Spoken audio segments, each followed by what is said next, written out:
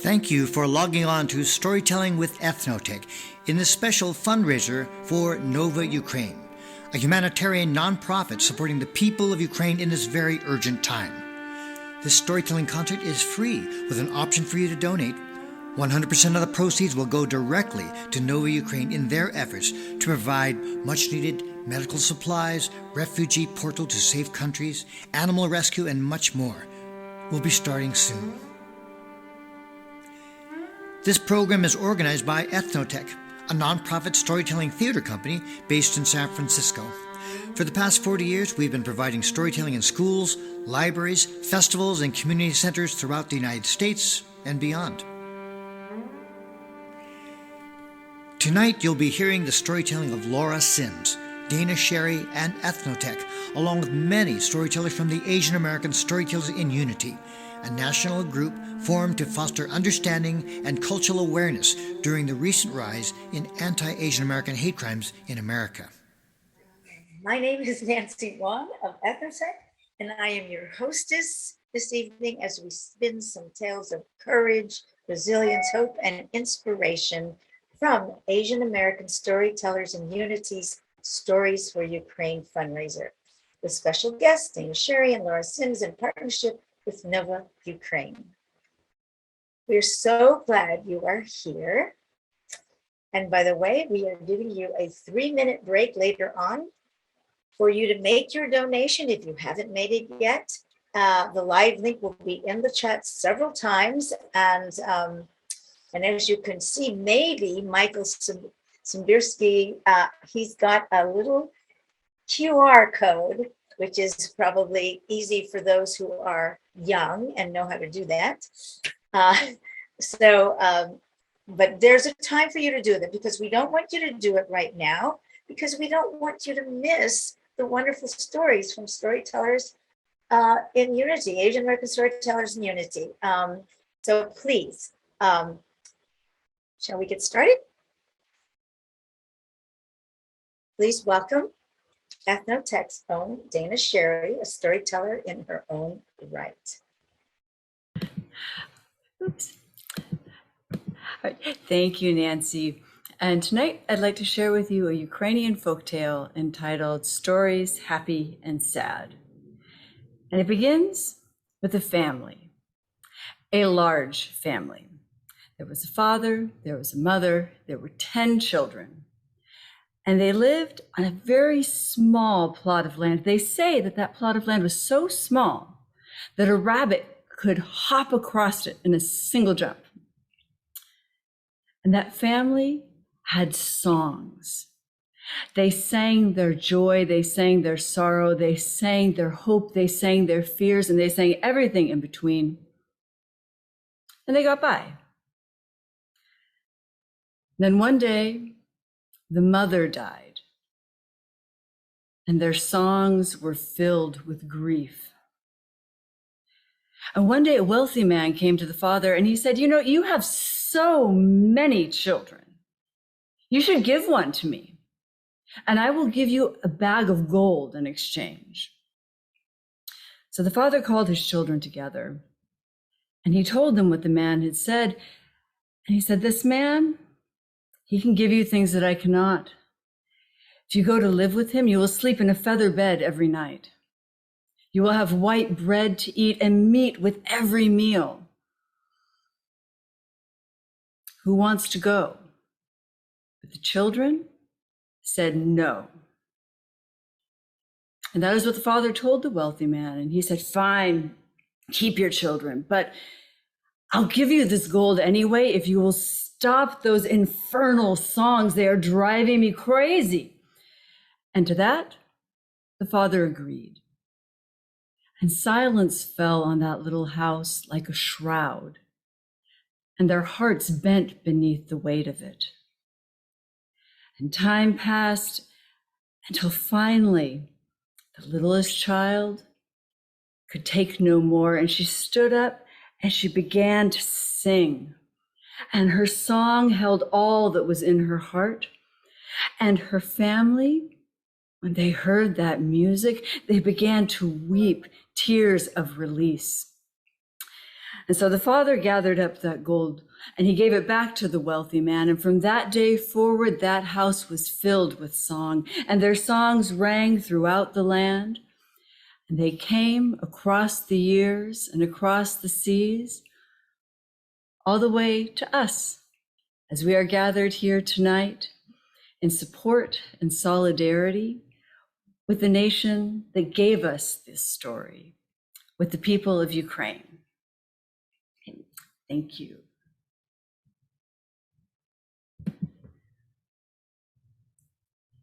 Thank you, Dana, so much. I think we're having a problem with our Facebook live stream. They cannot see anybody but me, which is not what I would like to happen. I don't know, Dana, if you know how to do that, or if Melinda you do, or Robert. We're working on it. Okay, so Robert is working on making sure that you can actually see other people, not just me. I really don't want you to just see me. So I'm not sure how we're going to do that, but Robert's working on it. And so sorry for anybody who is on our live stream right now and cannot see our wonderful tellers. But there is a recording and you can always get it later. So, all right. So I think we should continue while Robert's working on it. So sorry. But I have a few historical facts about Ukraine. I am not a historian, but I would like you to know a little bit about what's going on as a country. Ukraine is a country in Eastern Europe. It is the largest country after Russia, which borders it to the east and northeast. The other sides are bordered by Poland, Romania, Belarus, and Moldova. And it's just a tiny bit smaller than Texas.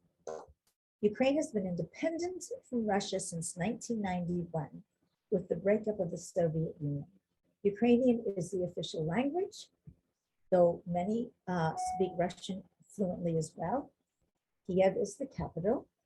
Population has been about 40 million, but as you know, about 10 million have been displaced as refugees since the Russian invasion this year. And this is who we are fundraising for: Ukraine, the country, and the Ukrainians themselves, the people. And now I'm hoping Robert's going to fix it.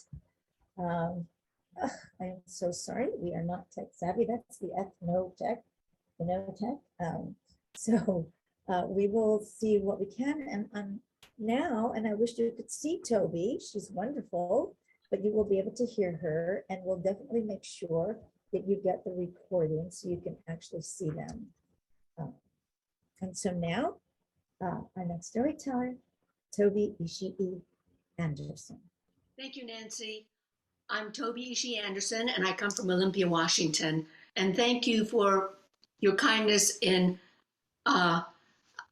for inviting me to this fundraiser for Ukraine. This is a story, a folktale from Malaysia.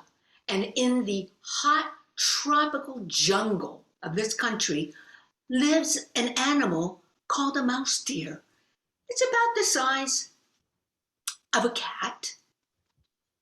It's brown in color, and on the throat is a white streak and two little tusks that come out of its mouth. Now, even though this creature is very small, it is very clever. Satu hari, one day, the little mouse deer was hip-hopping along the banks of the Gombak River. And what should he see across the river? A tree that was dripping with mangoes. Oh, the juices were just dripping off of each fruit. I want that. But as he looked along the river, he thought he saw a log floating by. But it wasn't a log, because soon two googly eyes came up, and then a snout with an open mouth with sharp teeth. It was the buayar, the crocodile. That crocodile immediately saw that little Sankancho mouse deer, and thought, lunch. Little mouse dear, come a little bit closer. I want to tell you something. Now the mouse deer was very wary, of course, of the buaya, the crocodile. And so he thought, oh, I have an idea. So he hip-hopped along to the bank. Actually, Mr. Crocodile, I want to talk to you too. Oh, really? Said the crocodile. Yes, but why? King Sulaiman is doing a census. He wants to see how many crocodiles live in the Gombak River, but I see there's only one. One? What do you mean, one? Well, Pat Wayar, Mr. Crocodile, it's only you. No, you just wait on a minute. I'll get my aunties and uncles and cousins and brothers and sisters. And off that crocodile went. And soon that river was thrashing with water all over. Okay, we're here, little mouse dear. All right. Because there's so many of you, this is what I need for you to do. I need for you to go snout to tail until you are a long line. And then I'll start counting. Okay, we can do that. Semua datang di sini. Everyone come, line up. Which they did. And that little mouse deer then went on the backs of the crocodile and started to count. 1, 2, 3, until he got to the other end and dashed to that mango tree and started to gobble up all those delicious mangoes, and that sticky juice went on his fur. Oh, his tummy was full, and he was ready for a nap. So he curled himself up right by the tree and fell asleep. Soon he woke up. Oh no, I need to get back across the river. How am I gonna? And he walked to the banks, and there was the crocodiles. Well, how many of us are there? Mr. Crocodile, Papaya, there were so many of you, I lost count. Could you all please line up again? Snap to tell until you're a long line. Okay, semua datang sini. Everyone come on over. Line up. Which they did. And that little mouse deer started to hop on the backs of the crocodile. 1, 2, 3, 4, 5, until he finally reached the other end. Well, how many of us are there? Oh, Papaya, Mr. Crocodile, there are so many of you out there. I will be very happy to report to King Sulaiman that the crocodile population is prospering. Well, little mouse dear, I tell you what, next time you come, let's have a lunch date. Oh yes, certainly, Mr. Crocodile. And off that little mouse deer went hip-hopping along the banks of the Gombak River. His challenge was met without doing any harm. Terima kasih.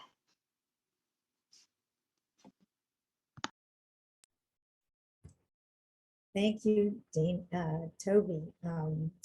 And I want to say, Toby, by the way, for everyone to know, this is not Eth-No-Tec's fundraiser. This is Asian American Storytellers and Unity's fundraiser. We're just hosting them.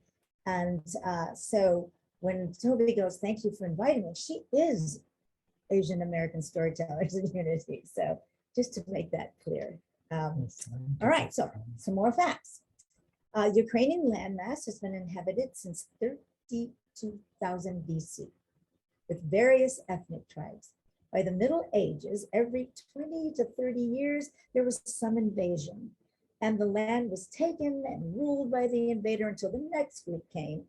And they were the Mongols, then the Polish, then the Lithuanians, the Ottomans, and Russia. The Ukrainian landmass has been split and rebordered throughout the centuries, even including through World War I and World War II. The Ukrainians are fighting for their unity and independent sovereignty. This fundraiser is to help them as they fight for that, to give sustenance to the people who are being witness and bearing witness to the devastation of their homeland. And now let's have another story from Roopa Mohan.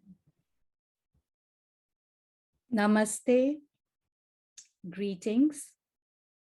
Today I'd like to take you back in time to over 2000 years ago with a real historical story. A story that reminded me of what is going on today in Ukraine. And I will be portraying the daughter of the Emperor Ashoka, who at that time ruled almost all of the Indian subcontinent. Buddham Saranam Gacchami. I kept chanting this again and again as I sailed across the waters from India, going to the island of Lanka.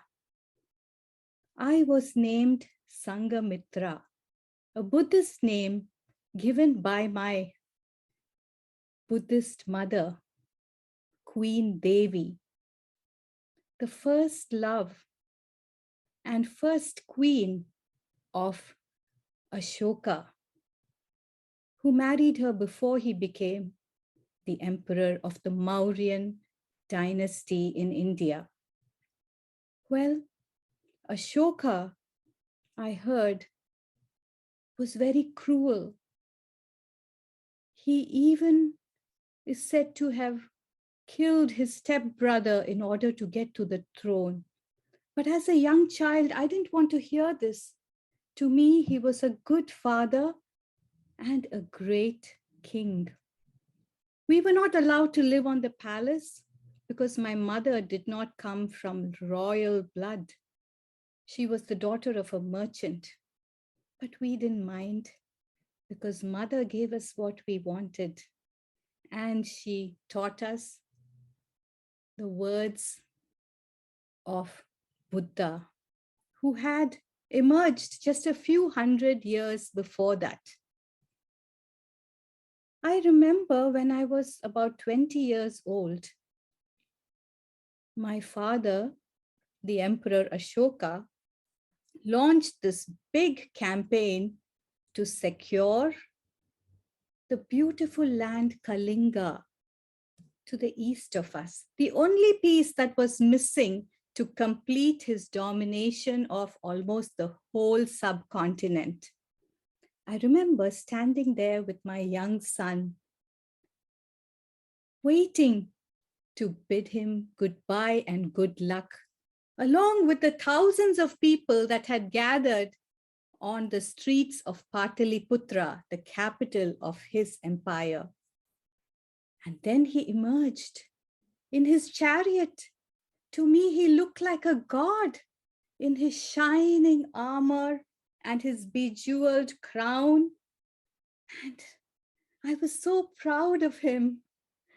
His young wives ran to him to place the mark on his forehead, the tilak, that they felt would assure him of victory. After all, they had prayed to all their gods and goddesses.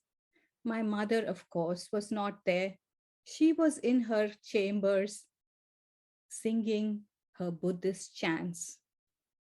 Well, the drummers were there and we all chanted, Jai Hind, Jai Hind, Jai Ho, Jai Ho, as if we already knew that he would be successful. And over the next few months, we heard only good news that father and his massive troops, cavalry, infantry, and elephants had invaded Kalinga. They were sweeping through Kalinga, capturing people, controlling piece by piece the entire country. And then there was this final battle. We heard that it was on the banks of the river Daya. We also heard that it was a huge battle, but Father and his troops were victorious again. We were all so happy and grateful to our gods, and we couldn't wait for them to come back in order to celebrate this great victory. And that day came, and we all again gathered in Pataliputra. We had the musicians ready, the dancers were ready, and of course, there was to be great feasting all over the city. And then Father came through the gates of Pataliputra. He was on his chariot, but this time his head was bent down. He seemed to be in pain, and his crown was on the floor of the chariot. And before we could start singing or welcoming him, he said, "Stop. I do not want any celebrations. I order you all to go back." And we all went back wondering what was wrong. Was he hurt? Was he sick? My mother, the wise one, remarked, "My child, he may be sick in his heart." And that was true. Over the next few days, he invited my mother, his neglected queen, to his chambers. And they discussed, and they gathered monks, the same Buddhist monks that he had mocked. They were all there. And soon my brother and I were also invited. And we heard Father's story.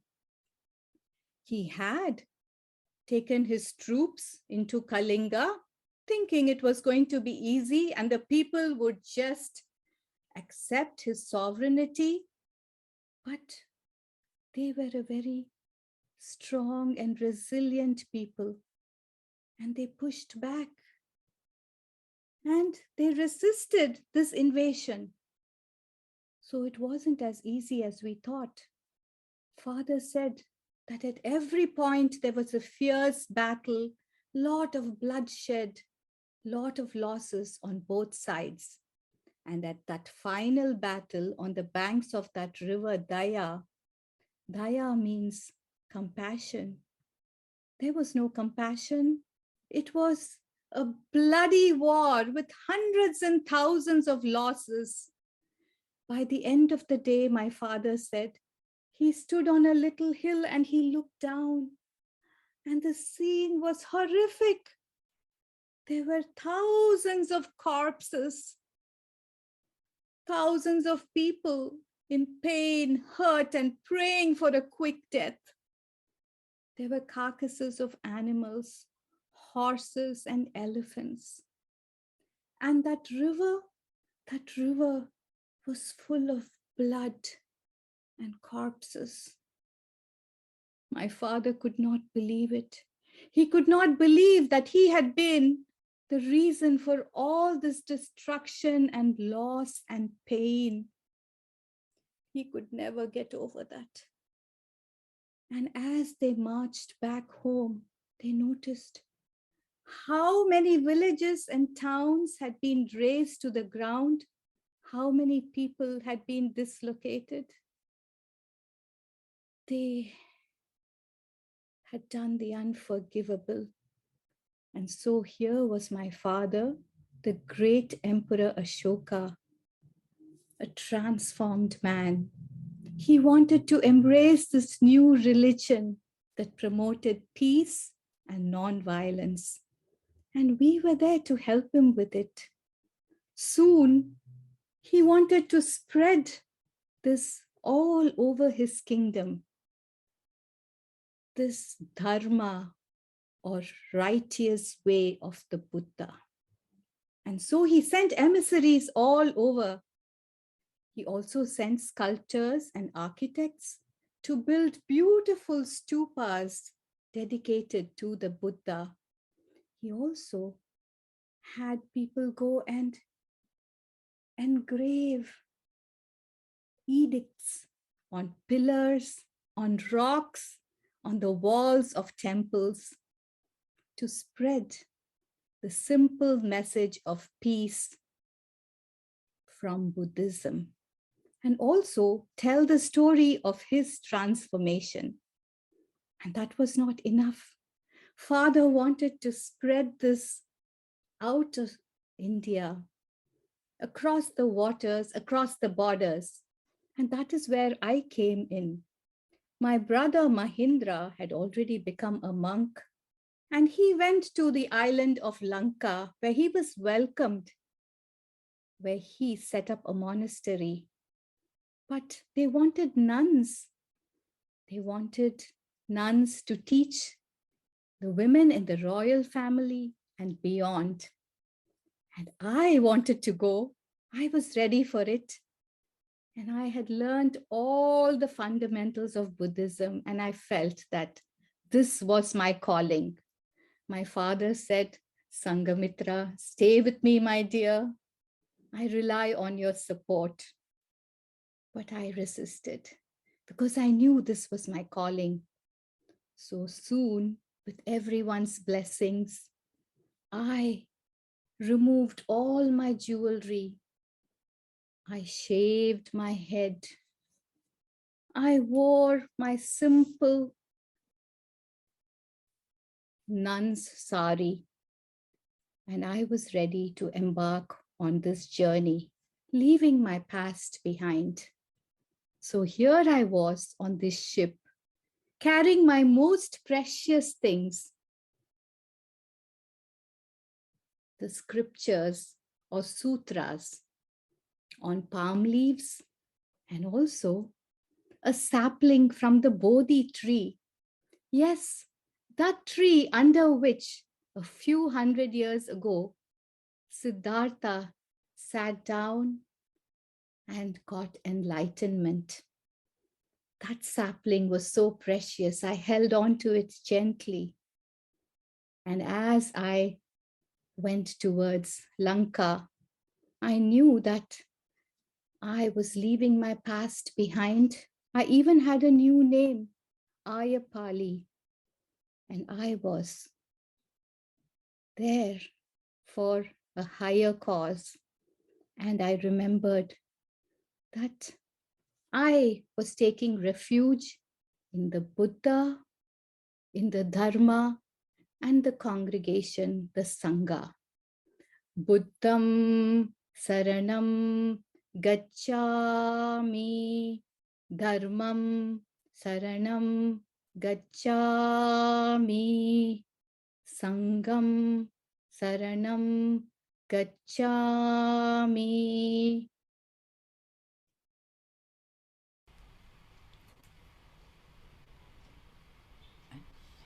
Thank you. Thank you, Roopa. Let's hope that that kind of transformation will take place for so many people that we know in this world that need that. Thank you. All right. And again, I want to apologize for the Facebook page live stream not being able to show our tellers, but it's kind of like, imagine you're just listening to radio because you can hear them, and use your imagination. But you will get a link. Just let us know if you want the link, and we will send it to you. All right. All right. So a little bit more history from a non-historian. In January 1990, there was a movement to celebrate the 1919 reunification of the Ukrainian People's Republic and the Ukrainian National Republic. 300,000 individual Ukrainians came out and joined hands to make a living chain along the streets and down the highways that connected Kiev to Lviv. That's 336.3 miles in support of unity. And a year and a half later, in August 1991, the Ukrainian Parliament's Declaration of State Sovereignty was passed, And the Soviet Parliament, while Gorbachev was president, adopted the same. And the Ukraine was granted independence. And they aim to keep it that way. This fundraising program aims to help them with your help. So let's move on to another story from Karin Amano. Konbanwa. I'm Karin. I'm originally from Japan, but I've been living in the US for 30 years. Today, I would like to tell you a short story by a famous Japanese novelist called Ryunosuke Akutagawa. The story was published in 1918. This is about karma, selfish and greediness.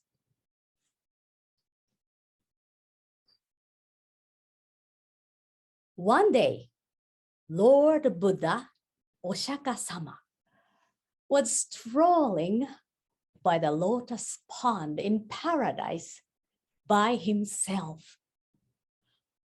The lotus flowers blooming on the pond were pure and shiny and white like pearls, and the center of the flower was shiny gold.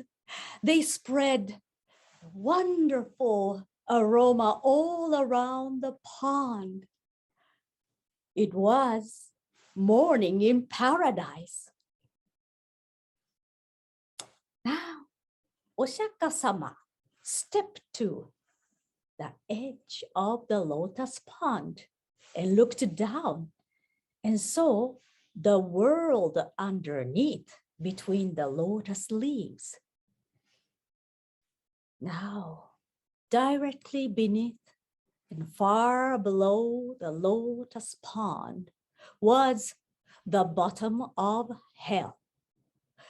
The water was so clear that he was able to see through Mountain of Needles and Sun's River, which form the boundary between the realm of the living and the realm of the dead.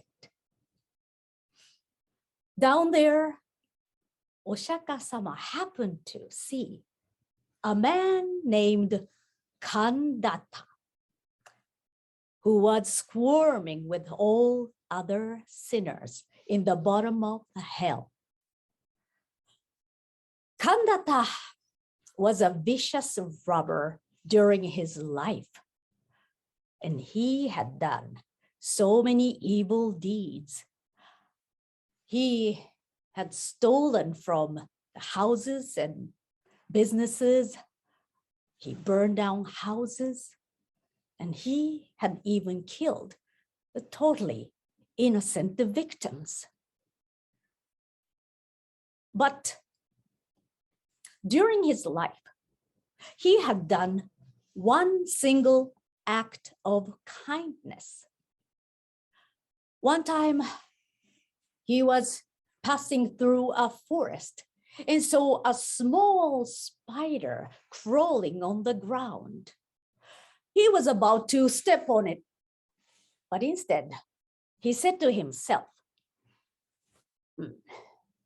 even though it is such a tiny creature, it is a living thing after all. It would be a pity to take away its life for no reason. So he didn't kill the spider, and he kept walking.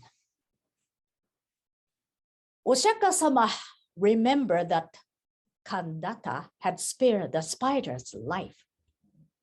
So as a reward, Ashoka-sama decided to rescue Kandata from hell.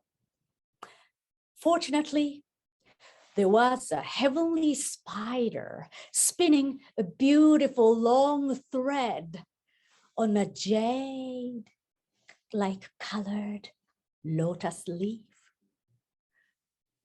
Ashoka-sama lifted the thread up gently and lowered it between the beautiful lotus blossoms all the way down to the hell below.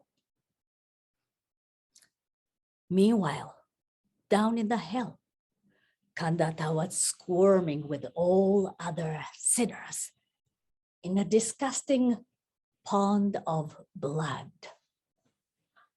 It was his eternal torture. He was endlessly floating in the pond of blood, and he was bobbing up and down, choking on the blood. It was almost totally dark.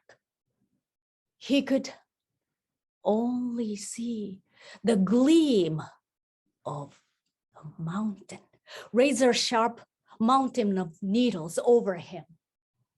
Though it was quiet, he sometimes could hear the sighs from the sinners. All of them had been through so many tortures that they were too exhausted to cry out. Kandata suffered in the pond of blood like a dying frog. But at the moment, when he looked up towards the sky, he saw a silver, shining thread coming down towards him. Well, this sight made Kandata so happy that he clapped his hands with joy. And he said, if I climb the thread, I might be able to get out of hell and even reach paradise. So Kandata grabbed the thread and started to climb. I used to do this all the time. He climbed higher and higher for a long time.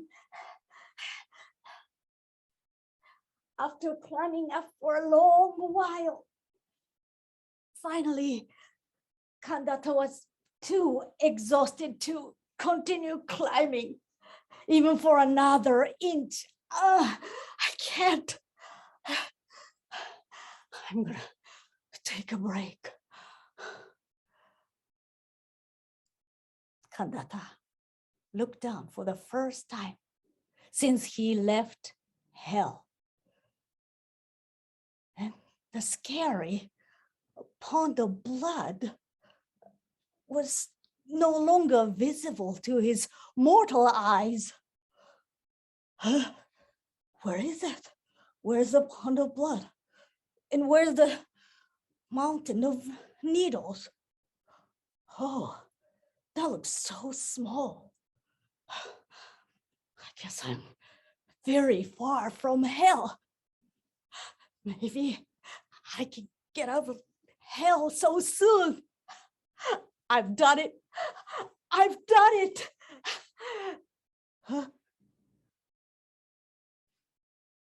Just then, he noticed that the countless sinners climbing up the thread like column of ants. Kandata was stunned.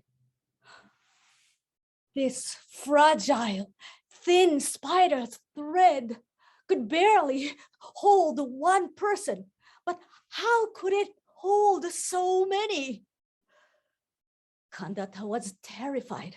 If this thread broke, he would fall back into hell again.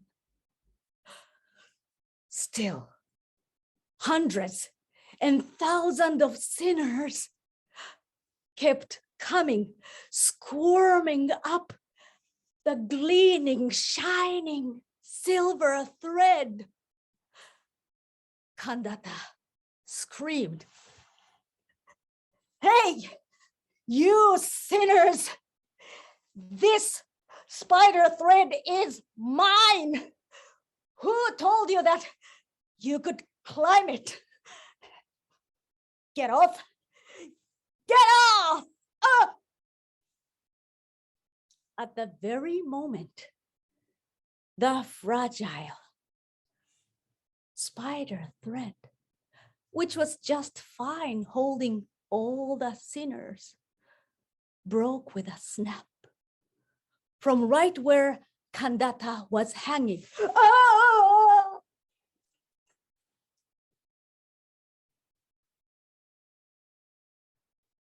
He fell,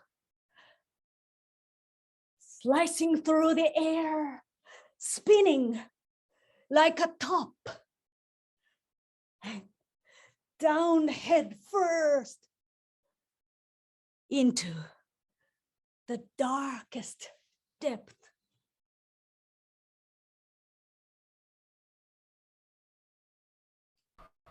After that, the gleaming, the dangling end of the thread from paradise remained, gleaming in the moonless and starless sky.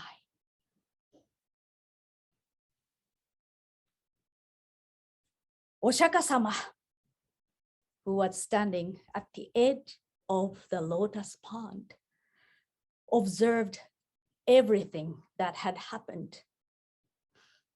When Kandata rushed back down into the pond of blood, Oshaka-sama's face became sad. He turned away and started strolling again. Kandata tried to save himself alone, and as punishment for this lack of compassion, he fell back into hell. It must have been shameful to the eyes of Oshaka-sama. However, the lotuses in the lotus pond were not disturbed by such a thing. The pearl-like beautiful blossoms were swaying near the feet of Oshaka-sama, and the golden centers of the flower spread fragrance wonderful beyond description. By then, it must have been close to noon in paradise. Thank you. Unmute, please, and show me. Wonderful. Thank you, Karin. I hope we all wake up at noon in paradise. Okay, well, moving on, more historical facts. With independence, of course, it wasn't suddenly all roses. There were revolutions between factions of those wanting to turn toward Russia, while others toward Europe. In 2014, there was the start of a war by Russia, resulting in Russia taking by force and controlling Crimea, which is the southeast region of Ukraine, right along Russia's border. With their history of takeovers, we can understand why the Ukrainians are so fiercely fighting to keep their sovereignty, their independence. And your donations will help them in this process with food, medical help, and more. And now, a story from Anne Shimojima. Hello, everybody. I'm Anne. I'm coming to you from just outside Chicago, and this story is from India. It goes like this. A long time ago, there was an old man by the name of Wali Dad. He was a basket maker. He lived all alone in a small hut near the river. He spent his days making baskets, and he would sell them to a traveling merchant who came by every few months. The merchant would pay Wali Dad with silver coins, but Wali Dad rarely spent the money. He caught fish in the river, he grew vegetables in the garden, he rarely spent a single coin. He would throw them into a sack under his bed. But after 50 years of making baskets, he had a lot of coins, and one day he decided to count the money. He could barely drag the sack out from under the bed, and when he had counted it all, he sat there in dismay. What was he going to do with all this money? He sat and thought until he had a plan.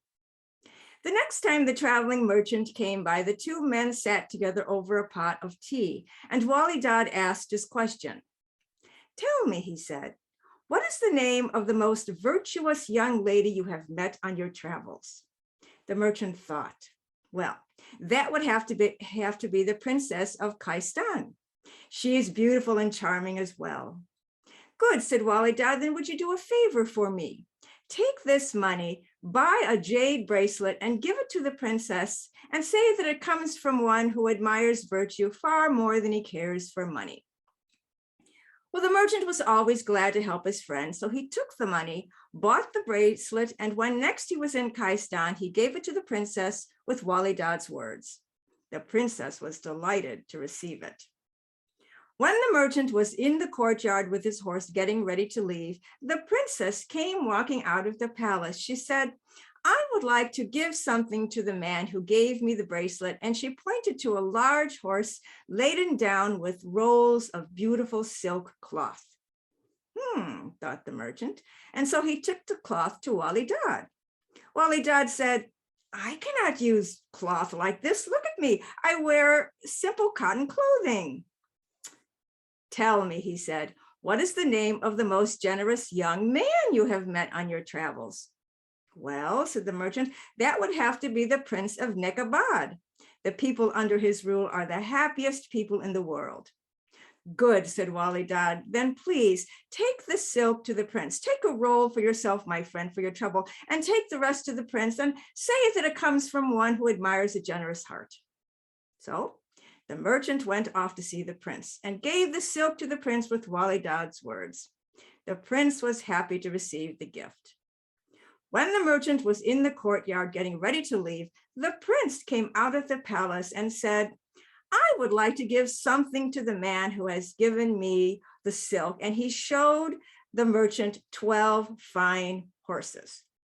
Thought the merchant, "this is interesting." And he took the horses to Wali Dad. Wali Dad said, "No, I cannot keep these horses. I cannot house them. I cannot feed them." "I know," he said, "give them to the princess. She'll like that. Take 2 horses for yourself, my friend, and take the rest to the princess." Well, the merchant was coming out rather well in all these transactions, and so he had no great objection. He went off to see the princess. Now, the princess was getting puzzled at all of these gifts coming from a man she had never met. So she decided to send something back that could not be topped. She sent, for every horse, she sent 2 donkeys laden with silver. The merchant took all this to Wali Dad. Wali Dad said, "No, the point of this was to get rid of the money." "I know," he said, "take it all to the prince. Take a donkey with silver for yourself, for your trouble, and take the rest to the prince." So the merchant went off to see the prince. The prince was getting perturbed at all of these gifts coming from a total stranger. So he decided to send something back that was so grand, it would put an end to the whole business. He sent back 20 elephants, 20 camels, and 20 horses with fine saddles. How the merchant ever got all this to Wali Dad, I do not know, but somehow he did. And Wali Dad stared at all the animals and said, "Take them to the princess. Go, go." Well, the merchant went to see the princess. The princess and her father stood in the courtyard staring at all these animals. And finally, her father said, "My dear, I think it is clear. The man who sends you all these gifts wants to marry you. What do you say?" To which the princess could only reply she'd like to meet the man first before she made her decision. Good, said her father. We'll go to meet this man who lives by the side of the river. And you, he said to the unfortunate merchant, you will lead us there. We'll leave in 2 weeks' time. What could the merchant do but agree? When he was in the courtyard getting ready to leave, the princess came walking out of the palace. She carried a large package. She smiled and blushed prettily and said, please, give this to the man who gives me the gifts and say that I hope he will wear it at our first meeting. The merchant rode straight to Wali Dad. He said, Wali Dad, we are ruined. The princess and her father are coming here to meet you. They think you want to marry her. Wali Dad said, but when she comes here and sees me, an old man, and my ugly hut, she will think a trick has been played upon her. I can think of only one thing to spare her this shame. I must die. Oh no, said the merchant. We must think of something. But they could think of nothing. Finally, the merchant said, well, she sends you this gift. She hopes you'll wear it at your first meeting. Wali Dad opened the package to discover a beautifully embroidered coat, such as a young man might wear. Oh, said the merchant, she must have made it herself. She's known all over the countryside for her fine needlework. No, said Wali Dad, I could never wear this. Take it to the prince, and he would say no more. The merchant went off to see the prince, and he was so upset. He told the prince the entire story, which ended with an old man sitting by the side of the river, wishing he could die. Well, said the prince, I don't think I'll send a gift. But my advice to you is take the princess and her father to see Wali Dad. Perhaps something will happen to save you all. And since the merchant could think of no better idea, he rode off to Kaistan. Meanwhile, Wali Dad sat by the side of the river, too poor to make preparations for his guests, too sad to do his basket work. He sat there day after day, and then one day he looked down the road and he saw a procession coming, men on horseback pulling wagon after wagon, and at the very front a handsome young man riding a big white horse. The young man rode up to Wali Dad, jumped off his horse and said, you must be Wali Dad. I am the Prince of Nekabad, and I have come to help you. Wali Dad said, but what can you do? Look at me. Look at my ugly hut. The prince smiled. Wali Dad, he said, look yourself. And Wali Dad looked over to see all the men getting off their horses. They were unpacking wagons and taking out building materials and golden dishes and fine wines. So, sometime later, when the merchant arrived with the princess, her father, and a heavy heart, to his surprise, he saw a beautiful little pavilion with a gilded roof, and standing in the veranda in front was Wali Dad wearing a new robe, and the prince wearing the coat embroidered by the princess. The prince and the princess met and fell immediately in love. Her father gladly gave consent to the marriage, and the wedding was held at once. When it was over, the prince went to Wali Dad and said, Wali Dad, you have brought us so much happiness. I am so grateful to you. I want to do something for you. I shall leave you with money and servants to care for you. But Wali Dad said, no, what would I do with servants or money? Take down the pavilion. Let me go back to my simple life. And so the prince reluctantly agreed, but he couldn't bear to leave the old man as poor as he had found him. So later on, when Wali Dad and the princess were standing by the side of the road saying their goodbyes, the prince snuck into the old man's hut and hid a sack of coins under the bed.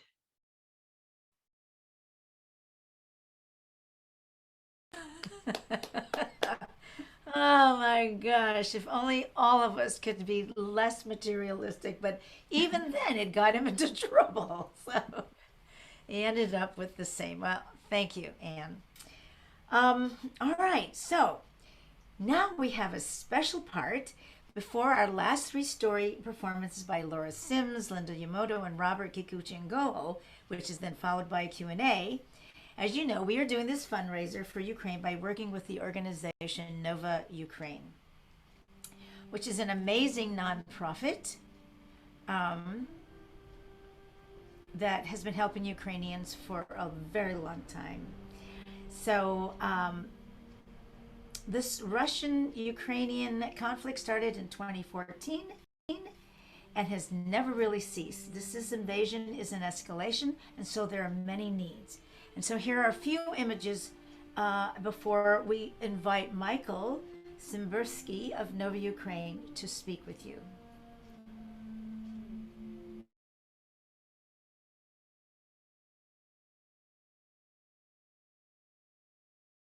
Is Michael there?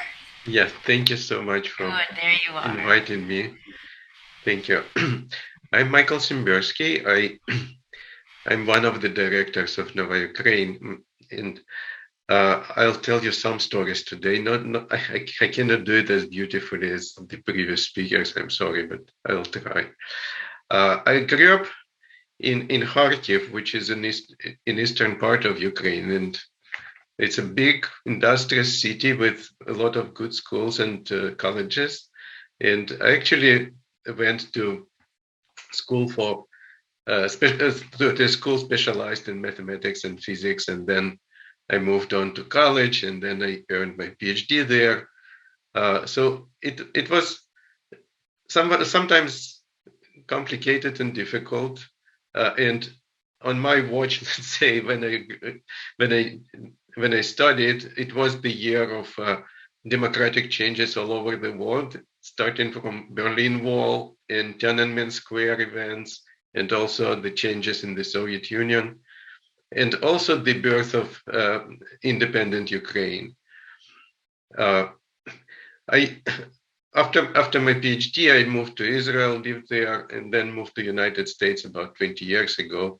Currently, I'm a software engineer at Google, and also volunteer at Nova Ukraine. We don't have staffed members in the organization, only the volunteers.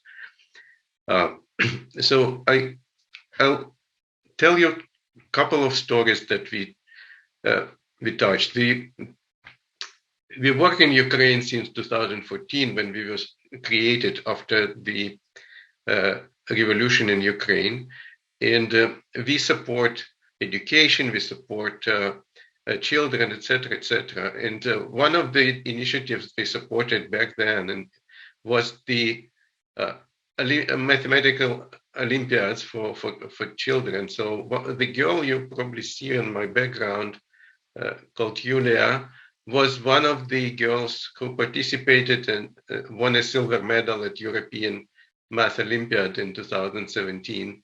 She also studied in that same school where I graduated, specialized in physics and math, and she continued to college and volunteered there as a tutor and as a volunteer for Teach for Ukraine program that we also supported. And when this war started 2 months ago, she was asked to evacuate, actually, but she decided to stay, because when war is going on in the city, and the Kharkiv is like most of the Ukrainian cities, pretty large, and there are plenty of multi-store buildings.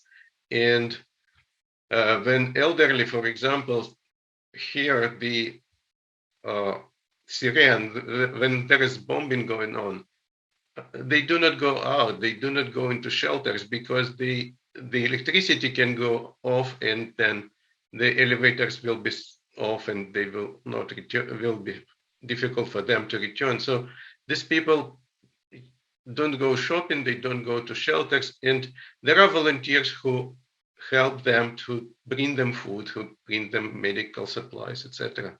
So Yulia on the picture was one of those. And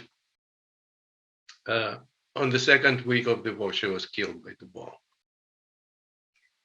So this, and I cannot really stop thinking about that since, because she was on her trajectory to become a very bright, very happy person. And she had really given heart, and also a very brave one. I want to tell you also another story of a person I actually met only 2 months ago when we started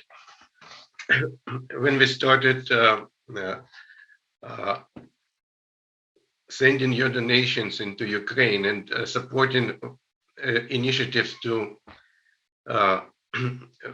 supporting people who were feeding others, who were helping to evacuate, etc., etc. So Sergei came to us and told his story. He was referred to by some friends, but he told the story that he is an owner of a wood shop, which was taken by Russian occupants and burned down, and his trucks were also taken away. He personally blew some tractor just not to give it away. But he and his team was very good in operating hard machinery, heavy machinery. So they knew that there will be a lot of demand for rescue operation, that shelling is going on and people should be rescued. So he asked us to support them and give to organize a rescue team. And we gave them some grant. They bought not only the uniform, the shoes, first of all, because when rescue operations go on, then one of the most important things is you have a lot of very sharp metal objects on the ground. So they bought shoes, they bought some small equipment, they rented some other equipment, and they underwent significant training, a very intensive training for this. Like in 2 weeks or 3 weeks, when they were ready, and that was just in time, because that was the moment when Ukrainian forces liberated the suburbs of Kiev. You probably heard about them, Bucha, Hostomel, and some other places where the Russians were occupying for some time, and where we now finding all the atrocities that happened there.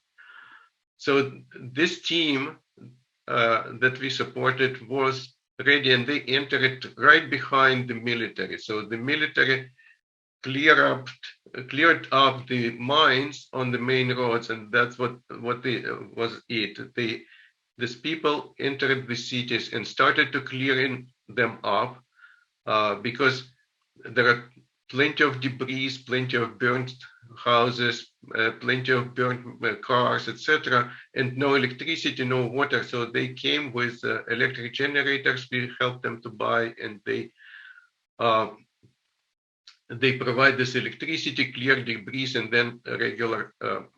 Also, when clearing, they also find more mines and more unexploded shells, and they call the military to remove them, and then regular life kind of starts from that point on. So this is the reality that's going on everyday life in Ukraine. This is what we are supporting. We have tons of stories and tons of teams all over Ukraine. I have to tell that the American public was extremely generous and extremely supportive all the time. During these 2 months, we received more than 20 million in donations, and we already used more than 15 of them, buying supplies, buying food, buying, for example, generators, some medical equipment, supporting some food processing in Ukraine. Because what happened is, as you probably heard, 10 out of 40 millions of Ukrainian citizens are displaced, like Sergei, for example. He is actually displaced, but many actually moved, forced to evacuate to abroad into Europe, and so as the result, most of these small businesses in Ukraine cannot continue. They stopped. The restaurants they stopped or they switched. Restaurants, for example, prepare food and give it for free to people in need. Tourist industry, of course, doesn't operate, but tourist hotels and camps, they actually try to host evacuees. Of course, they do not receive any money. So we provide them as much as we can. And so on and so forth.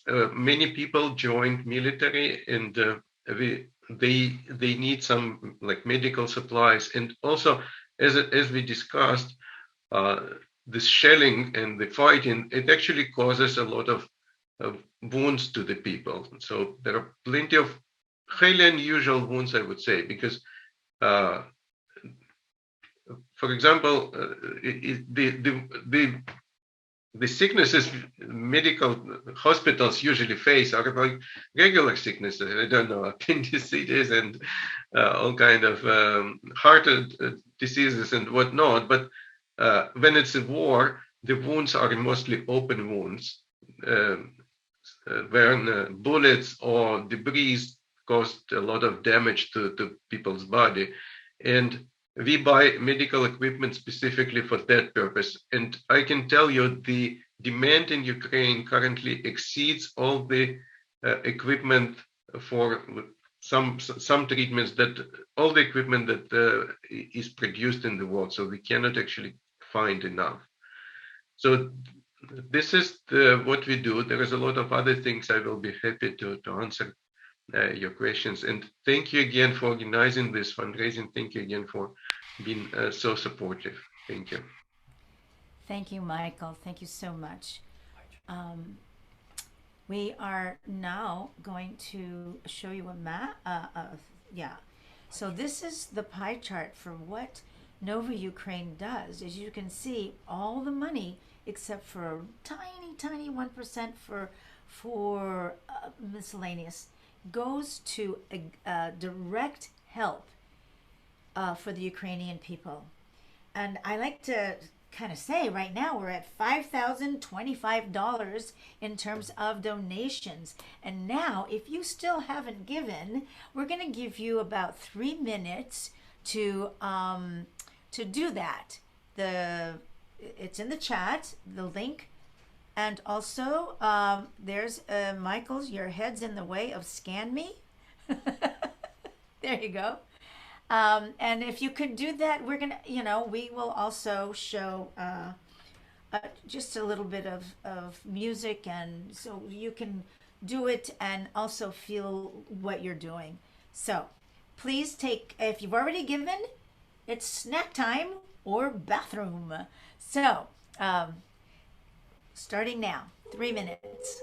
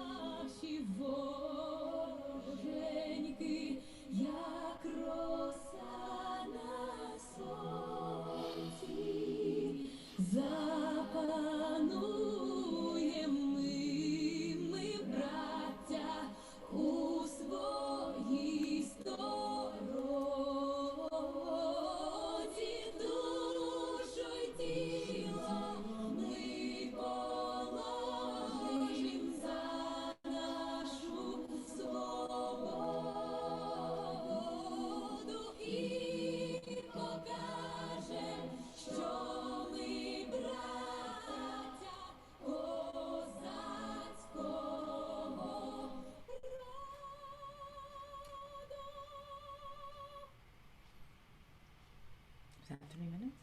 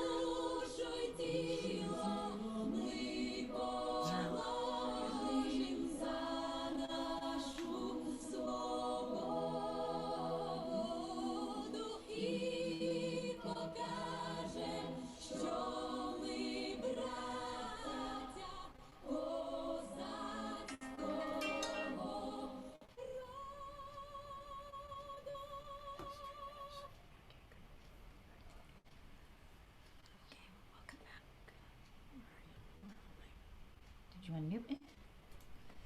Welcome back. Welcome back, and thank you for all those who made another a donation, and now we can move forward. And don't forget, you can always donate after the program as well. But here we are to do our final 3 stories, and they're going to be wonderful. Let us immediately get back. Our next teller is our guest and friend, Ms. Laura Sims.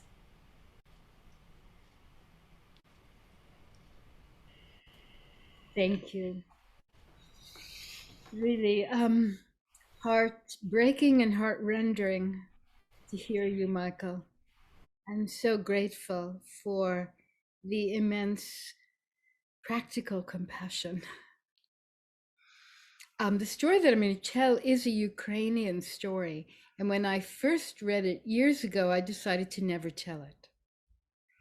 But as this war has progressed, I've been part of, and actually Nancy is now part of, a kind of daily meditation in support of Ukraine. And Ukrainian people who are there speak all the time before the practice.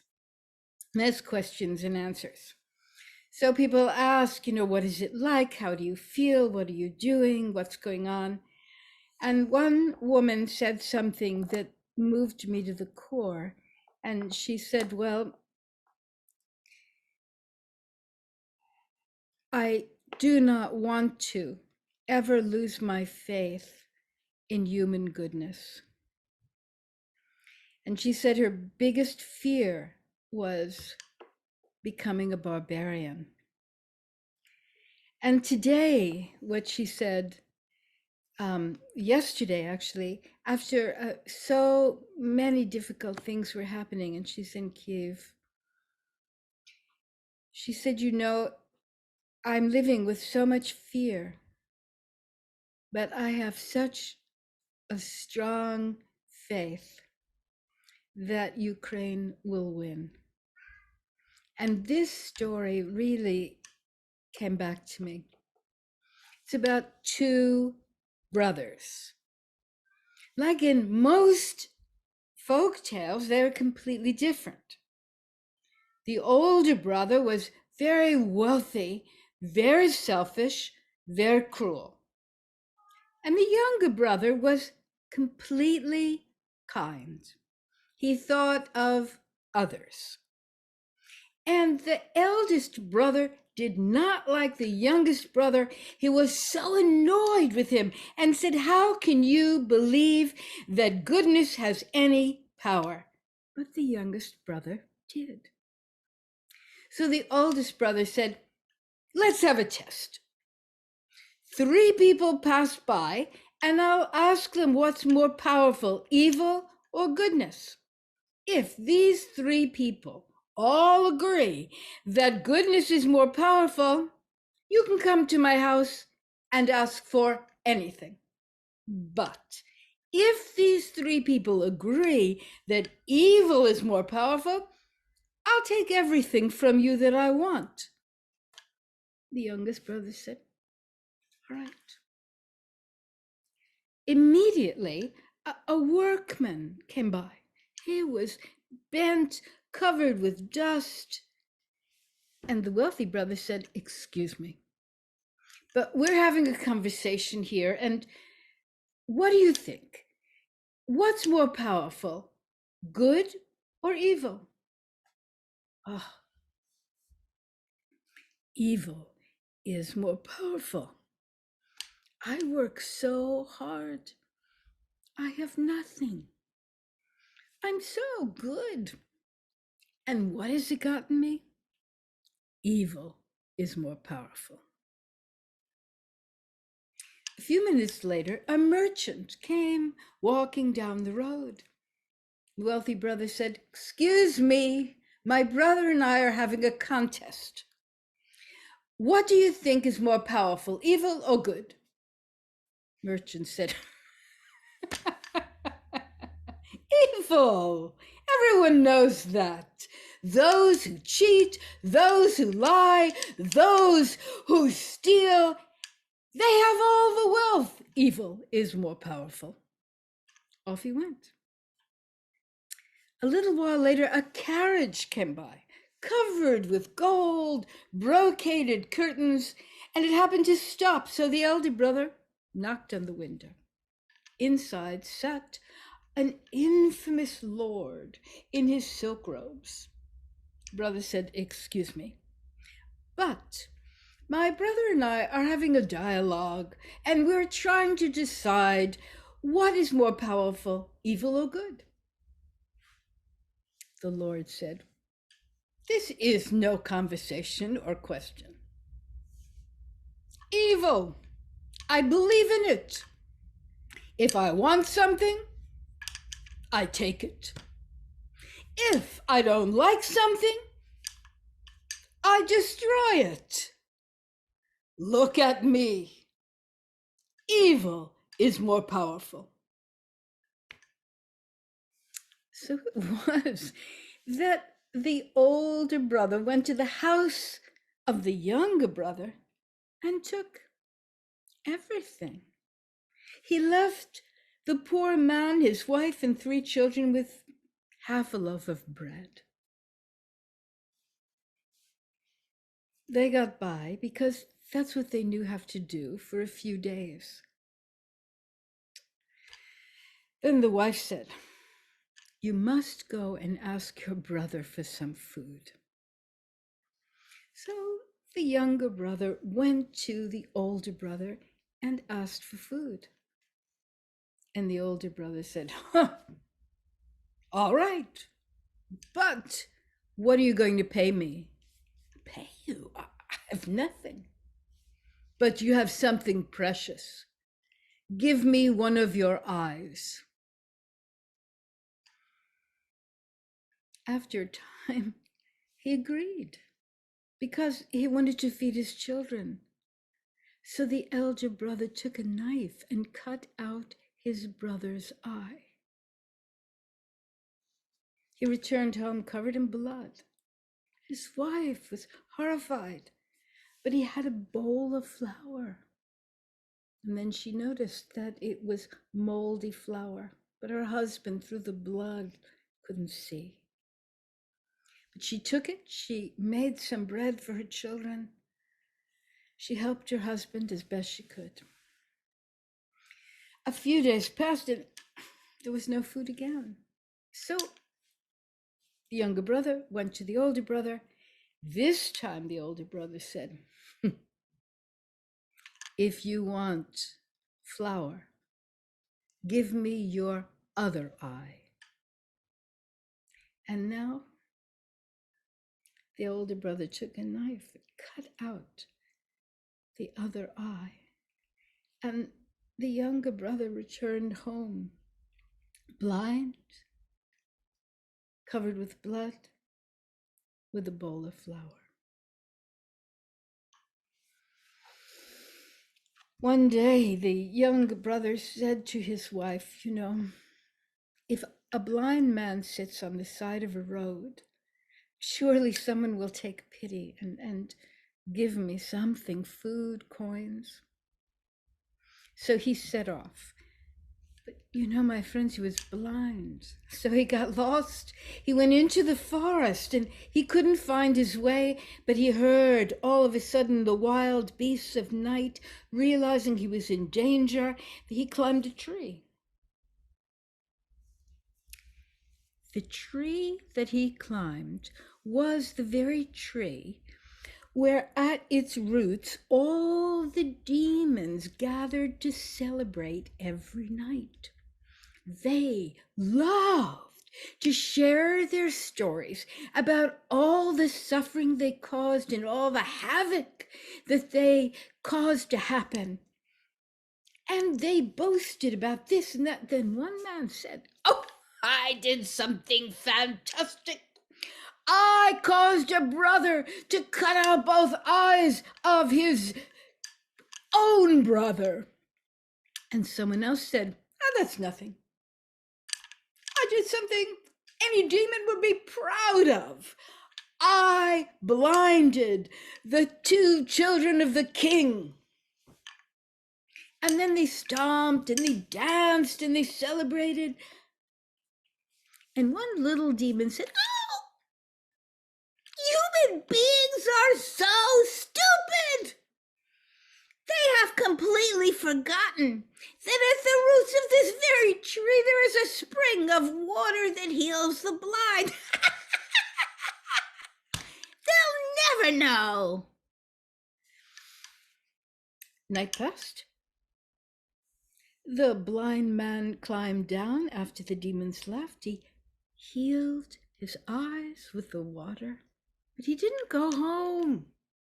He took water, he went to the palace, and he was able to heal the king's children. Of course, the king offered him anything. And when he refused and said he only needed a little bit, the king piled gold and food and everything you could imagine and sent him home. His wife and children were astonished that he was healed. He told his story.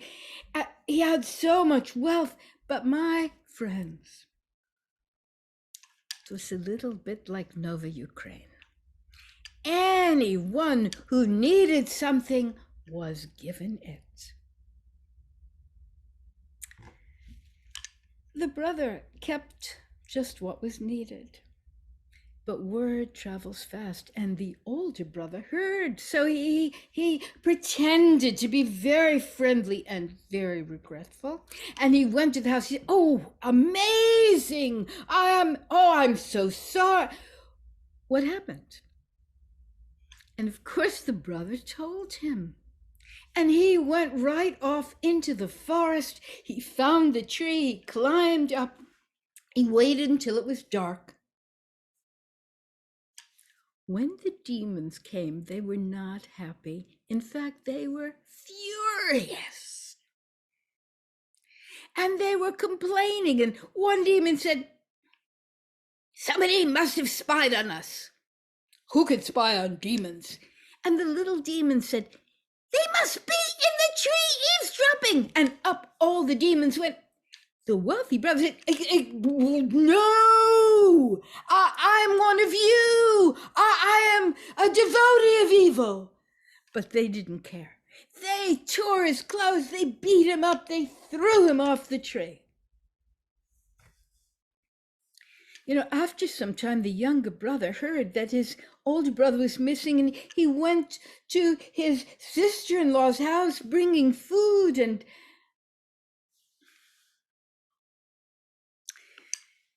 the younger brother, he lived well, and he lived with heart and love. And anyone who needed anything, he shared it. As for the older brother, really, I have no idea what happened to him. And that's that story.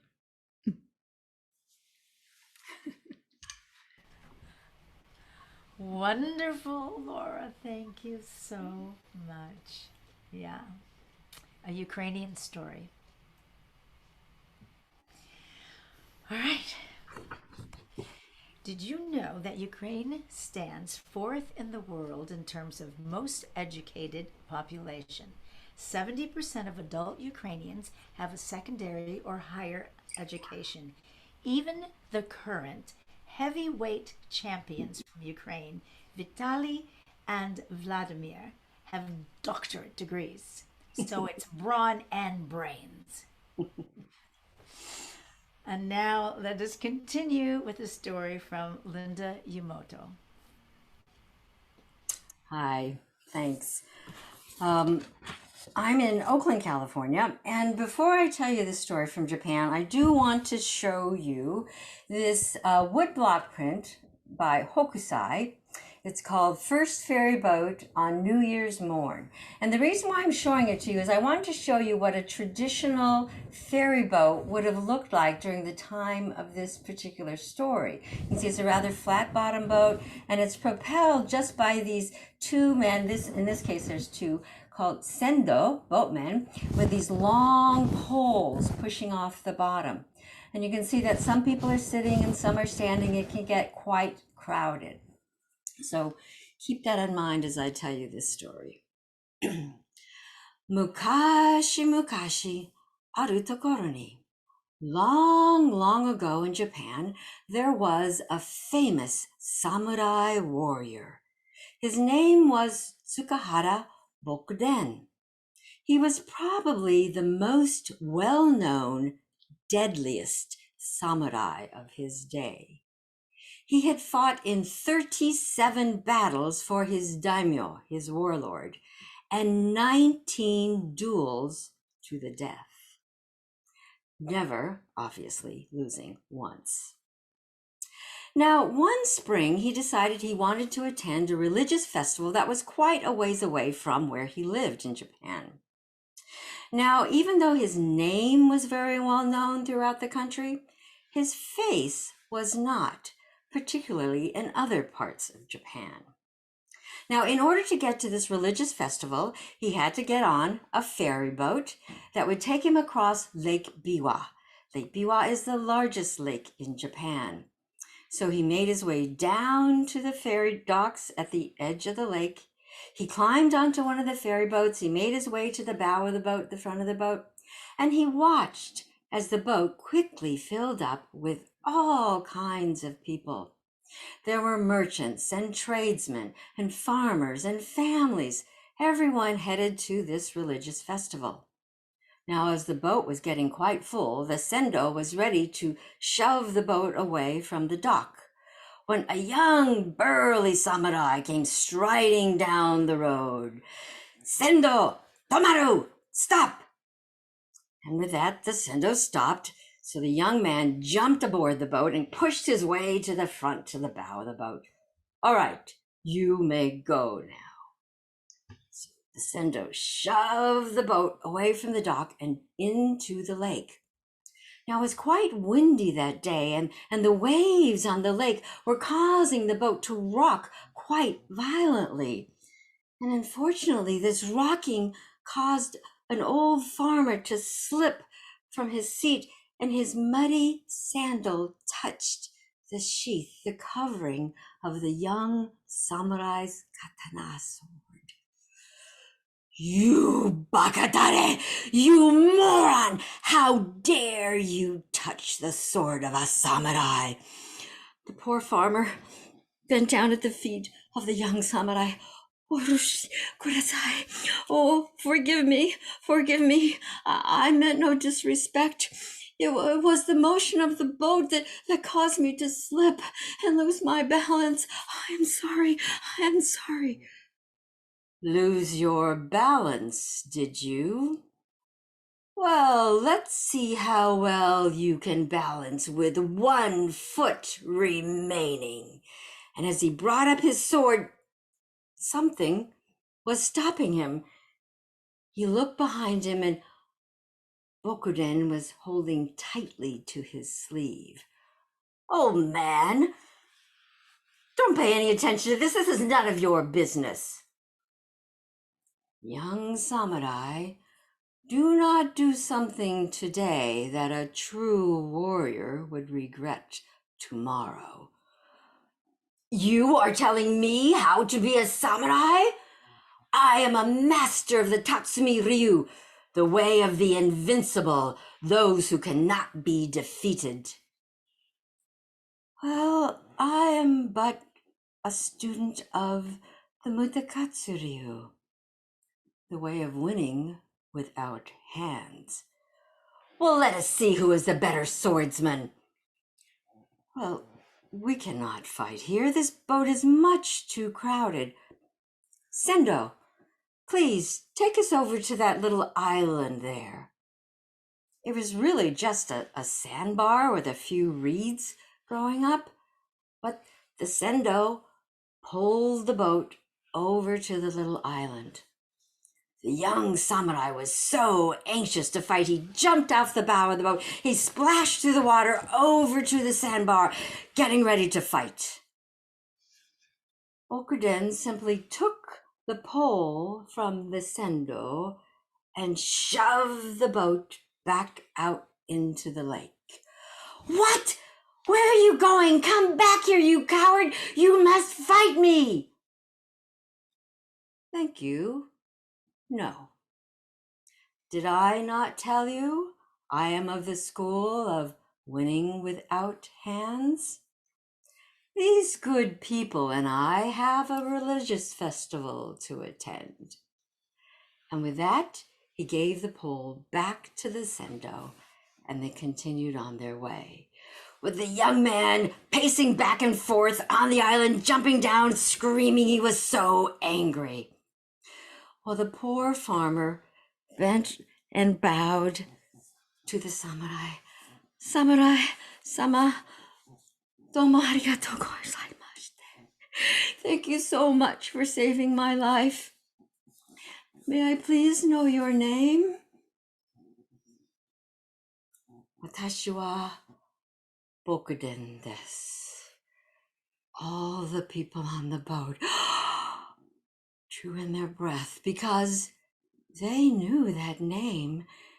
They knew he was the most famous samurai warrior of that time. They also knew that if Bokuden had drawn his sword, that young samurai would be lying dead on that sandbar. Now that story has been told for over 500 years because it illustrates the time that Tsukahara Bokuden, the most famous samurai in all of Japan, had shown that sometimes a warrior's greatest victories come when you don't even unsheath your sword. Oshimai, that is all.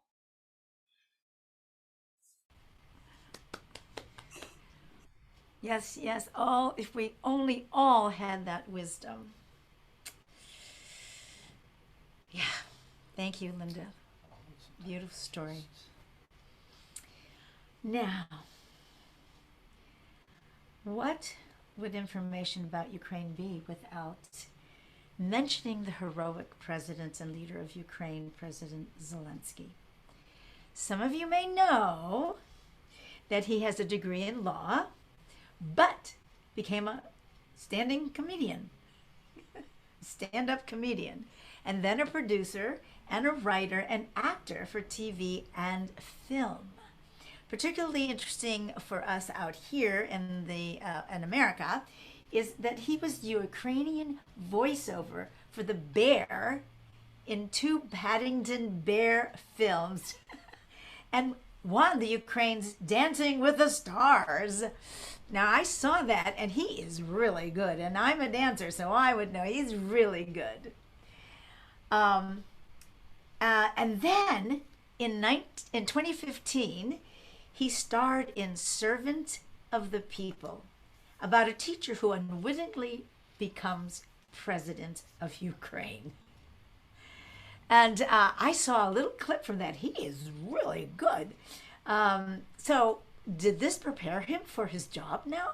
I don't know. But all we know from afar is listening to his talks with the people that he has amazing courage, intelligence, heart, and strength as he leads his country against the invasion by Russia.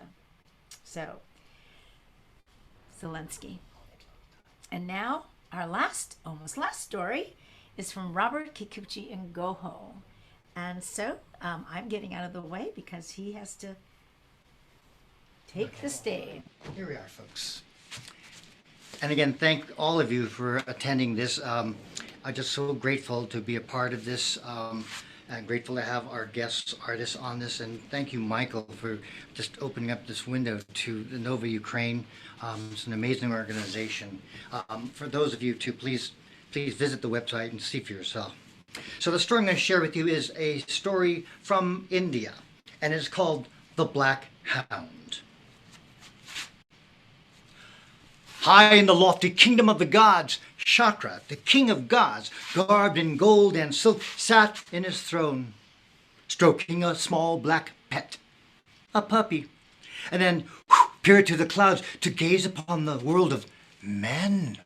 What's this I see? What's this I hear?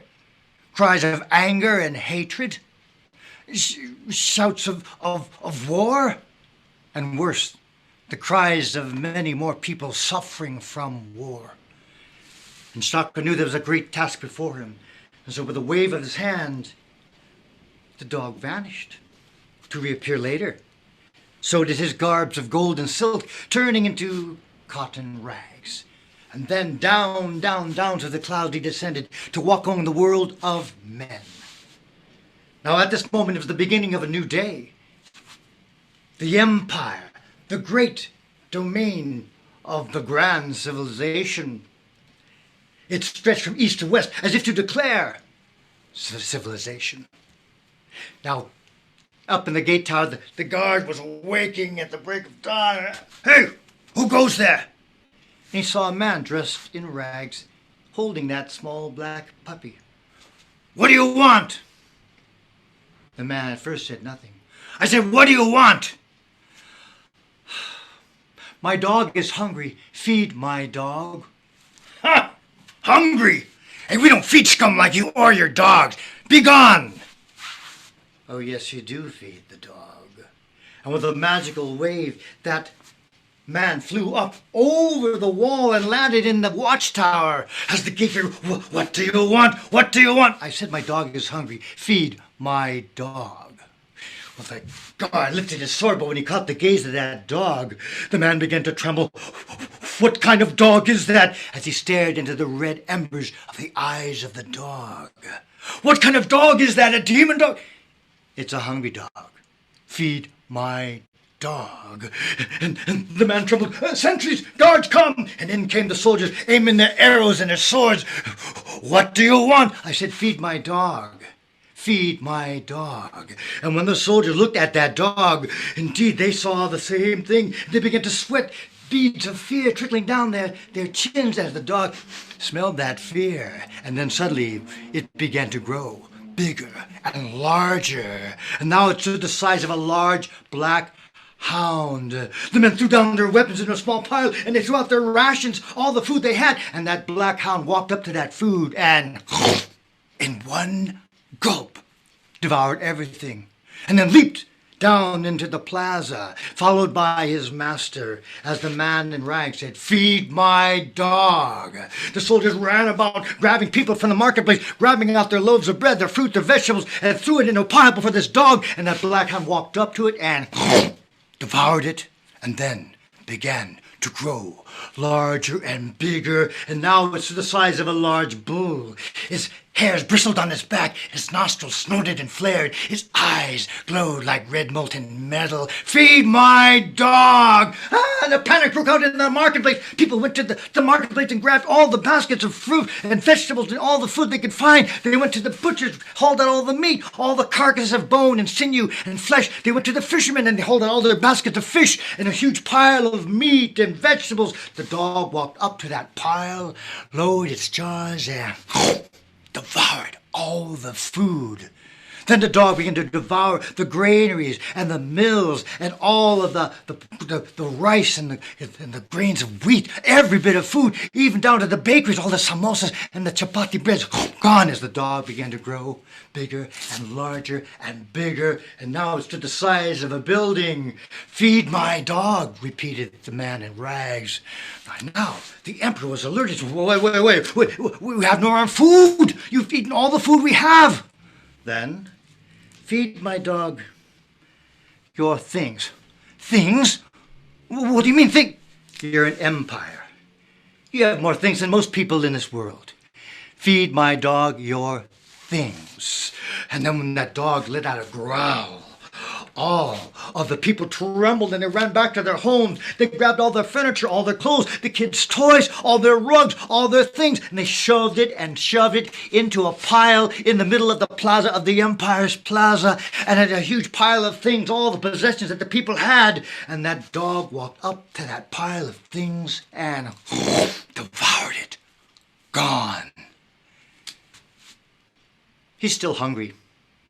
Feed my dog. Ah, the people went to the schools and the libraries. They emptied all the universities, all the written word. They went to the holy places and emptied out all the scrolls of knowledge and wisdom and spiritual understanding. And they piled up all that written word that had amassed over the centuries. And the dog devoured all that. And still the dog was hungry. Feed my dog! And then they'd watch, and all the bankers and the lenders came out, and they dumped out all their riches, their coffers of gold and silver and all the wealth they had. Even the rich let go of their diamonds and their rubies and all their emeralds, a mountain of things, a huge mountain of opulence. And the people walked out and saw this mountain of riches. They had never seen such riches like that. And still that dog devoured the wealth of the empire. Now the people cried, "What do we do?" The emperor stepped forward and said, "Well, then, we'll call the military. Yes, the military. We'll solve everything. Well, in they came, the military, all the generals and the lieutenants and all the sergeants, marching in their battalions and their units and their squadrons, a huge battalion, a huge army, all of them marching in as a huge wave of legions with spears and knives and shields and catapult and arrow launchers and flame launchers, all kinds of weapons as they marched and rolled in. And then when they saw that dog, it now towered into the clouds, and those red eyes snorting, they trembled. Trickles of fear dripped down to their chin, and the dog inhaled that fear and grew larger and larger and stronger and bigger. And the men just dumped all their weapons, their swords, their arrows, their shields, and they rolled up their catapults and all their arrow launchers, and the dog saw that pile of weaponry and scooped it up and crunched and cracked, devoured all the weapons. Gone. He's still hungry. Feed my dog. Now the people came out. They saw this monstrous black hound, a spectacle. They poured out from every neighborhood, every marketplace, every neighborhood. They poured out until the entire population was there in the plaza, looking at this monstrous dog who was surveying the vacant buildings. And then that dog leaped into the sky and landed and began devouring all the structures, the schools, the walls, every bit of building it could find.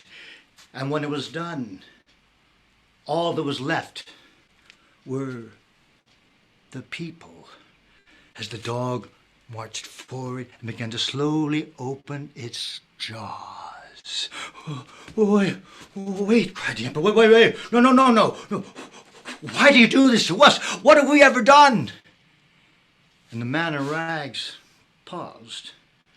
This destruction, devouring, annihilation. You've been doing this all along. How do you think you became an empire? And the people began to cower, waiting as that jaw got larger and larger as they stared up into what looked like a caldera from hell. As the people waited, and then suddenly, no, don't eat us. Eat the rich. No, don't eat us. No, eat those poor. No, eat the ones that live over there. No, in that name. No, eat those. They don't speak our language. They don't pray like us. No, eat them, take them. Each one accusing the other of being more deserving of death.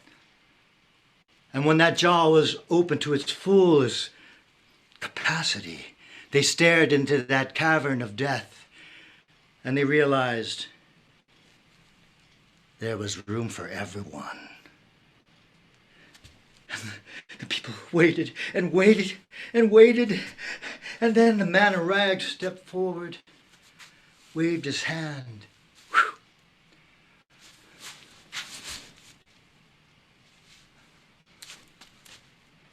Black hound vanished. And that man in rags was now garbed in gold and silver as he stepped forward. Feed the hungry. Care for the sick. Tend to those who have less than you.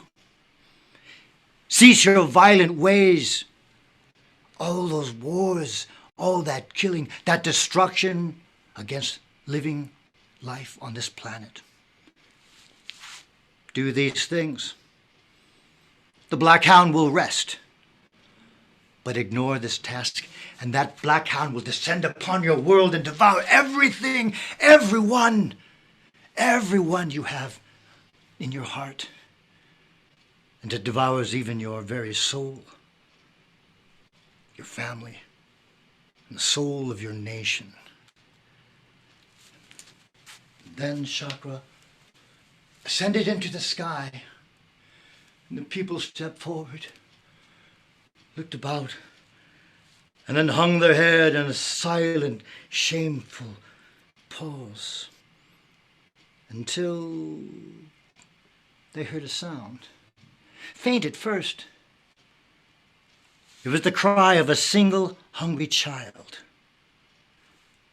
And then he heard another. And then a moan from the elders. And then a groan from someone who was sick. And the people looked at each other and realized that a great task lay before them. And high in the lofty kingdom of the gods, Chakra sat on his throne, now garbed in gold and silk, peering through the clouds, and smiled, and leaned over and stroked his small black pet, that curled up like a dog by the fire.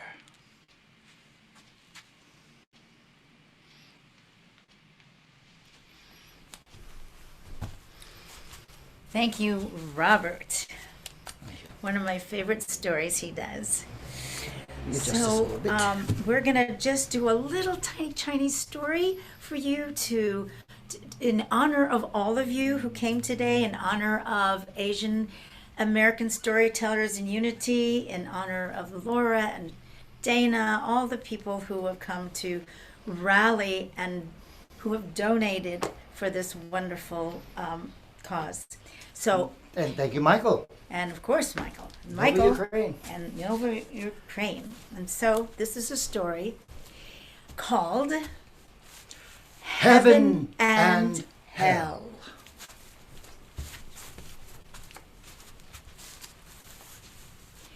In hell. There's an elegant banquet laid before the people, tantalizing dishes, dazzling desserts, the finest cuisine.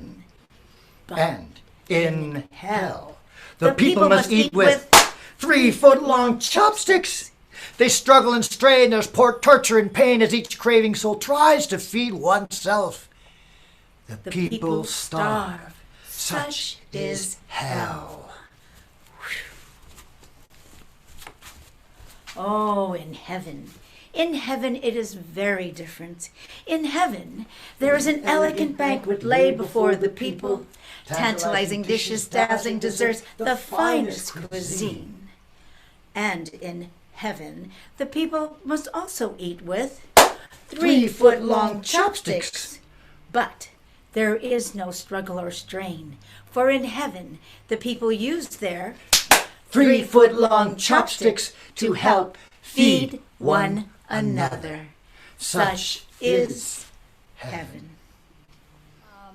If you'd like to stay, and then if any of you have any questions for Michael, please put them in the chat. Nancy, this is Linda. I have a question for Michael. Great. I hope it's okay. Michael, I'm really puzzled by how Putin keeps saying he's going to denazify the country. Nazis. Which makes absolutely no sense to me. Can you explain that at all? Yeah, for Soviet Union, one of the largest historical achievement was the victory over Nazi Germany. So Putin actually used that and repeats that all the time, that yes, we are the, I don't know, the best, the strongest country and whatnot, because we won the Nazis. So and then his propaganda compares all the enemies with Nazis. Wow. So there is no real substance into that. Ukraine is very diverse and very multi-religious, I would say, very friendly to people. For example, a Pew Research showed that it has one of the lowest level of anti-Semitism in the country, and that actually showed in this election of the last president, who is a Jew, that the subject of his ethnicity didn't play a role at all. Like neither him or his opponents never referred to him as his ethnical identity. So it's very common, and there are plenty of prominent politicians in Ukraine who are not ethnically Ukrainians, who are Russian, Georgians, etc., etc. So it's very diverse and pretty friendly country. It's not that it doesn't have any problems. It's still somewhat conservative. For example, I don't know, pride parades were not very well received in the country, so people work on that. But it's developing. It's moving into this direction of towards democracy. Do you know at all if the people in Russia are believing this propaganda? Some of them do, yes. You see, that's it's the problem of any dictatorship, that actually the dictator, the relationship from dictator to his subordinates are usually like something like very, very terrible. It's like in prison, or I don't know. He considers the subordinates as slaves, and then it propagates. The problem is that this attitude propagates towards, so his subordinates treat their subordinates that way, etc., etc., and then it goes towards the very low levels of the society, to everyone essentially. So everyone feels lack of freedom, and also the pressure and this like the use of force, etc. So that's completely different civil atmosphere, I would say, than in democracy. No, the people are their dignity is taken of them. That's the major issue in Russia today. There are several who protest, but very few. Majority actually keep silence, and they to justify their behavior, they they follow the propaganda. Thank you.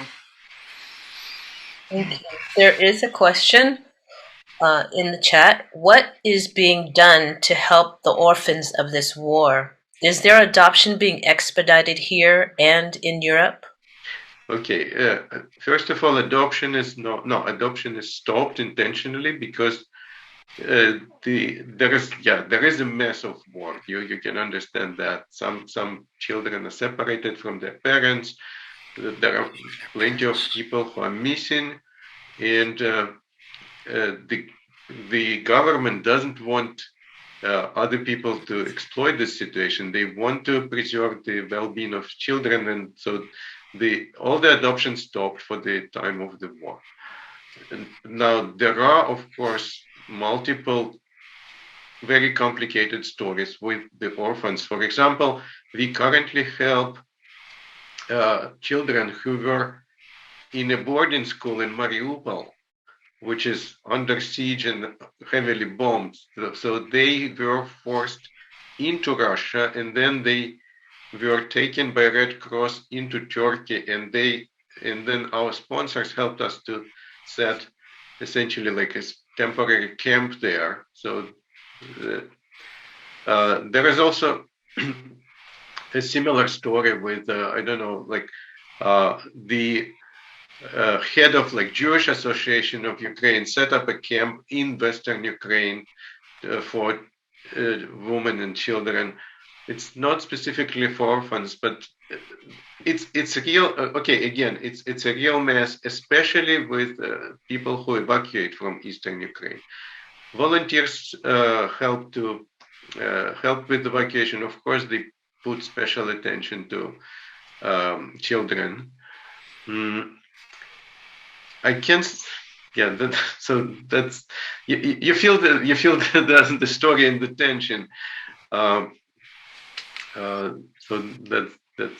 that's it. Probably. I can add more detail, but people do everything to help, and I have to say that Ukrainians, their first response, that was what amazed me. Their first response was, how can we help others? So as I mentioned in my speech, a lot of businesses, they just stopped what they're doing and switched to helping each other. And this is what happens all over Ukraine. This is what happens in diaspora. This is what happens this is what we see from Americans and Europeans. They all try to provide some help. It's like, and that help is so overwhelming. It actually reaches all the problems, reaches all the places where it's needed, including orphans.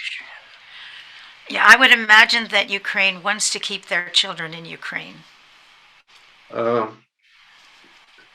Well, Europe allows. I mean, in terms of adoption. In terms of adoption, yes. Yeah. Okay. Michael, do you have any questions? Thank you again for inviting me. It was an amazing, and I really like the stories and the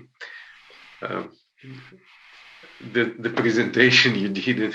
Yeah, it's amazing. And thank you for to the people from so diverse backgrounds who actually help and who take it close to the heart.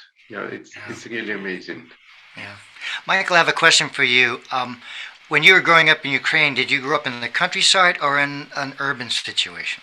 In a city. I grew up in a large city, which is, Kharkiv is very large. It's, second largest city. It's like 500,000 people, so it's the size of, I don't know. And did you ever get to meet your grandmother, grandfather? You know, their grandparents? With my grandparents, it's a different story.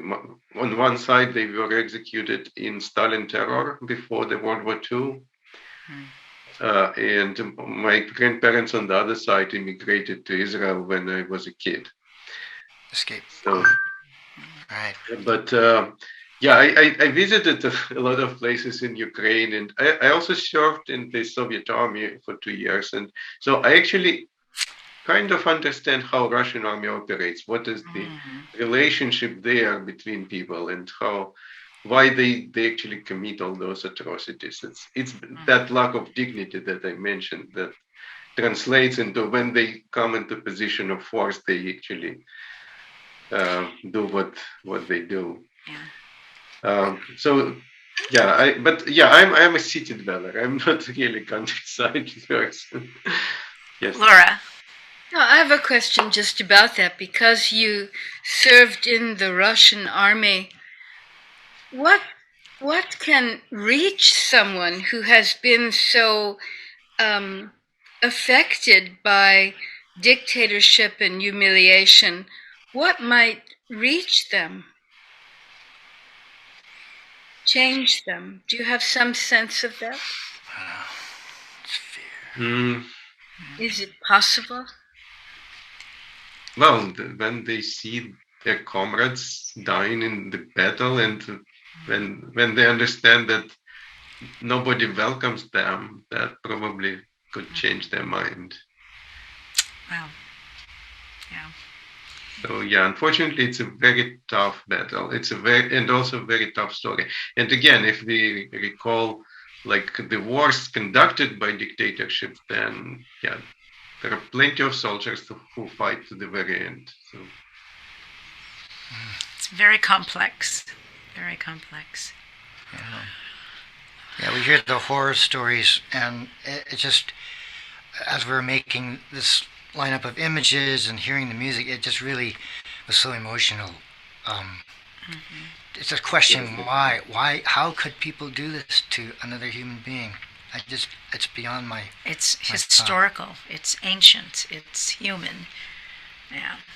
Yeah, it's prehistoric, I would say. Yeah, this culture of dictatorship, it's actually prehistoric. Of course, it probably worked reasonably well in a small tribe of, I don't know, 100 people in the jungle, but Yeah. it's not in the humankind where we're all connected now. It's human. Yeah. It's sad. Humans. It's like all our stories. When will we learn? When will we have good be more powerful than evil? When will we, look down at hell and hope to rise instead in paradise? Yeah, it's. Can I Well, share that videos? Well, I wanted to, we can, I just wanted to say one last thing, and then we can let people go, although Robert has something Laura sent us, which was a wonderful three elderly women singing. We have two and then yeah. you also have some around the and we can kind of go out on that. But before we do that, I want to again thank everybody so much and end with what President Zelensky in one of his speeches said, that